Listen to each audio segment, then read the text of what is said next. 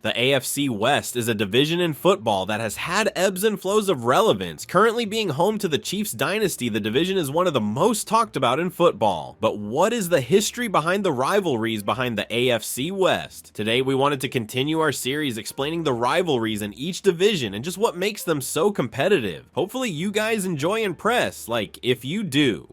The AFC West got its start in 1960 in an entirely different league. Originally, it was the Western Division of the AFL before the merger. The original members of the AFL West were the Dallas Texans, who would later become the Chiefs, the original Oakland Raiders, the first Los Angeles Chargers, and the Denver Broncos. While 3 of these teams have relocated, the overall franchises have remained consistent since this was founded. This means these teams have played each other twice a year for over 60 years at this point. The only other team that has ever been in the division is actually the Cincinnati Bengals, who played 2 seasons in the AFL West despite being nowhere near the west side of the country. While eventually they were moved to the AFC Central Division, they still are technically a member of this division in history. The beginning of the division was honestly dominated by the Chargers. From 1960 to 1965, they won the division 5 times, but their dominance was replaced by the Raiders, who won the division 9 of the next 10 years shortly after. Therefore, it's the first rivalry I am going to be talking about in detail in this video. The history between these 2 franchises runs deep. While the Chargers moved to San Diego after 1 year in LA originally, they still were 2 teams in California having a state rivalry. On top of that, there was a coach on the Chargers staff who would go on to embody what the Raiders stand for, and that is Al Davis. Al started as an assistant coach on the Chargers before becoming the head coach in Oakland in 1963. The rivalry itself is honestly pretty close. While each team appears to take turns dominating the other on a 5-year stretch, overall the record is weighted toward the Raiders with 69 wins, 60 losses, and 2 ties. In 1978, this franchise actually caused a league-wide rule change when the Raiders used a fumble-rooski play to beat the Chargers, knocking them out of the playoffs. The Chargers were obviously not happy about this, and just 2 years later, the teams would face off in the 1980 AFC Championship game. Jim Plunkett managed to outplay Dan Fouts and squeak out a 34-27 win on the way to a Super Bowl championship. This added even more fuel to the fire. While this period was a golden age for both franchises, their matchups have also managed to be some of the uglies in NFL history as well. Fights and scuffles aren't exactly rare when you're playing the Raiders in general, but especially in the late 80s and 90s, these 2 teams were mortal enemies. Some of the funniest matchups in NFL history also belong to this rivalry. In 1998, Ryan Leaf had a game against the Raiders with 78 yards and 3 interceptions. You might think this meant the Raiders blew them out of the water. However, the Raiders quarterback Wade Wilson had only 1 completion, which happened to be a 68-yard touchdown. This game set the record for most punts in a single game. While the Raiders dominated this rivalry for a lot of the early days, by the early 2000s, things had switched quite a bit. From 2003 to 2009, the Chargers won 13 straight games, but as great as that was, the Raiders do have quite a few more Super Bowls from the past to help them sleep at night. In the modern era, I think that the Chargers are looking like they will have an edge for some years to come, until the Raiders can actually get some table leadership in the coaching position. Things are looking rough. Hopefully they'll be able to figure it out. The Chiefs and Broncos got off to a very rocky start for Denver. The Chiefs won 19 out of 20 matchups throughout the life of the AFL. This got the Chiefs out to a huge start for the overall record of the rivalry, but when the Chiefs had a pretty mediocre era through the 70s to 2010s, the Broncos have put in quite a bit of work to catch up. The overall record is still tilted to the Chiefs with 73 wins to 57 losses, but if you exclude the AFL era, then this is a much closer contest. I think the peak of this rivalry in terms of competitiveness was the late 90s. The Chiefs would always manage to get a late lead on the Broncos just for John Elway to perform magic and get them out of a bind. Elway wasn't always magic though. In October of 1994, he and the Broncos had to play the Joe Montana version of the Chiefs. The game was a shootout, but Elway scored to put the Broncos up 4 with 1.5 minutes left. Somehow Montana led a drive that ended with a touchdown with just 8 seconds left on the clock. That game snapped an 11-game losing streak for the Chiefs at the Broncos Stadium, and also showed that when both teams have a Hall of Fame quarterback, things are a lot more fair. The Broncos would get a win in overtime 2 months later, but that game still goes down as one of the best comebacks ever. The Peyton Manning era was another era of dominance for the Broncos, but at the same time, the recent years with Patrick Mahomes have clearly been one-sided. Even in a year like this year, where the Chiefs' offense wasn't firing on all cylinders, they still coasted to a 15-2 record. The Broncos did get a win in the last game of the season, but it doesn't really count to beat the Chiefs with Carson Wentz versus Patrick Mahomes. This rivalry does get heated, but I do think these two teams have somewhat of a mutual respect because they are the most recent champions. The AFC West is a rare division where usually 3 of the 4 teams are at least somewhat serviceable.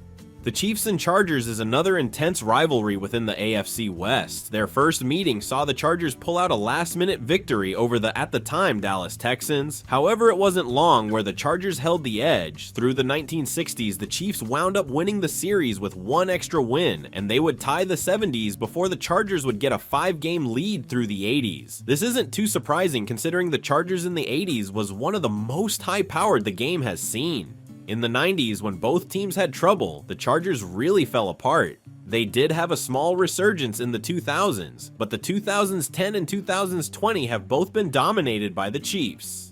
Currently, the Chiefs have this rivalry pretty handily one-sided with 71 wins, 58 losses, and 1 tie. However, in their only ever postseason matchup, the Chargers have the edge. In the 1970s, neither team was great, but in Week 12 of 1975, the Chargers were fighting off an entirely winless season. Somehow, they managed to beat the Chiefs with a final score of 28-20 and starved off being 0-12 on the year. In the 1985 season, Stephon Page broke the single-season receiving yards record when he had a monster 309-yard game off only 8 receptions for 2 touchdowns. This shootout wound up with a final score of 38-34, but was a masterclass of receiving. Recently, there was a pretty great matchup in this rivalry. In Week 1 of the 2016 season, the Chiefs were down by 21 points going into the end of the 3rd quarter. Alex Smith managed to convert on 2 4th downs, and they tied the game at the end of regulation. They would go on to score in overtime as Smith ran into the end zone, and while their season wasn't a Super Bowl winning one, that was a fantastic matchup.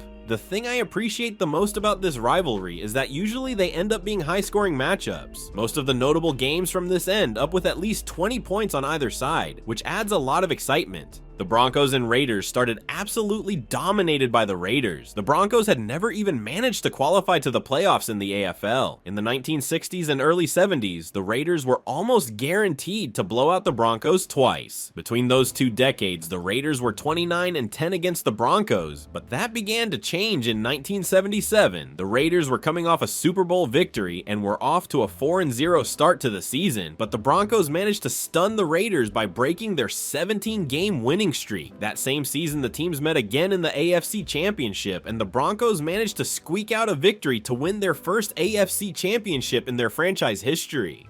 Currently, the Raiders hold the edge on the overall rivalry with 73 wins and 56 losses, but most of that dominance comes from the 60s and 70s where it was unbelievably one-sided. I would say it really wasn't until the 90s where more parity was introduced. The games between the Elway Broncos and the Raiders were always great to watch. There were several nail-biters from 1990 to 1994, and in 1995, former Raiders head coach Mike Shanahan decided to move to the Raiders during a contract dispute. This added a lot of fuel to the fire because he would go on to win 2 Super Bowls in Denver. This made him enemy number 1 for Raiders fans. The rivalry became blisteringly intense. In 2002, Bill Romanowski allegedly purposely dislocated Shannon Sharpe's elbow following an incomplete pass. The two had been teammates on the Broncos during the Super Bowl runs, and him becoming a Raider alongside injuring Sharpe was even more reason for the rivalry to intensify.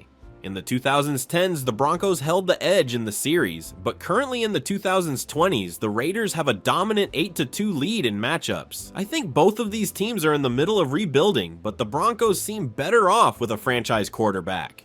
The Raiders and Chiefs have a rivalry that spans multiple sports leagues. While they were always divisional rivals, things really escalated when the Kansas City Athletics moved to Oakland in 1968. This added a level of animosity from Kansas City fans, and along with that, both teams were both some of the best in the AFL. In 1968, they faced in the decider for the AFL Championship game, where the Raiders won 41-6. They played the next year in the AFL Championship, and the Chiefs would win that game 17-7. The Chiefs got their first Super Bowl that year, and it wouldn't be until 1976 the Raiders would catch up. In the 80s, the Raiders had an edge, winning 2 Super Bowls, while the Chiefs were mostly mediocre. The Chiefs currently lead the series 75-55 with 2 ties. Most of these wins have come over the last several decades. They tied the series in the 60s, but the Raiders went on to win both the 70s and 80s by at least 5 games. However, the 90s, 2000s, 2010, and 2020 have all been dramatically one-sided toward the Chiefs. While the Chiefs are currently in the middle of a dynasty, I do hope the Raiders have a rise to relevance once again, soon, because there is so much history to this rivalry that I think it's done a disservice by being so lopsided for the last 40 or so years.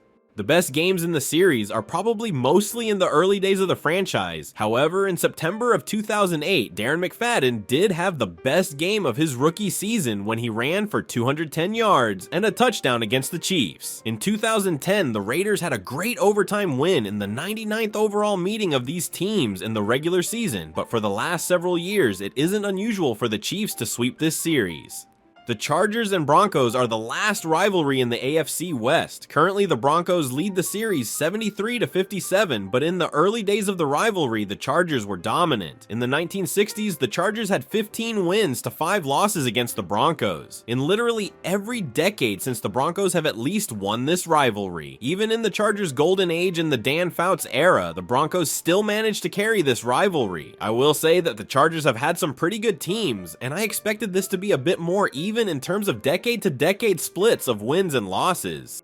There have been times this rivalry has gotten downright petty. In 2003, there was a situation where the Broncos wore the same colored jerseys as the Chargers, despite them going against rules, and they were fined $25,000 as a result. The next matchup, the Chargers forced the Broncos to wear their away jersey at home, which was the first time that had ever happened since 1983. In 2006, the Chargers also broke the single-season rushing touchdown record when LaDainian Tomlinson scored in a 48-20 victory. Just because this has been mostly one-sided doesn't mean it avoids getting heated. In 2007 on Monday Night Football, Jay Cutler and Phillip Rivers got into it over Rivers taunting them after they had a turnover. This rivalry is pretty intense for how much the Broncos have done a great job winning most of the matchups they've played. Overall, the AFC West is a pretty intense division with a lot of deep AFL roots that deserve respect. Looking toward the future, this division is in the middle of an active dynasty, and 2 teams seem to be approaching contender status. Since it was founded in the AFL, it's had a lot of great intense matchups that any football fan can appreciate. If you enjoyed this video, be sure to check out our playlist that has all of the division rivalry explained videos in there, and press the like button and comment down below as it helps the channel do better. Thank you for watching.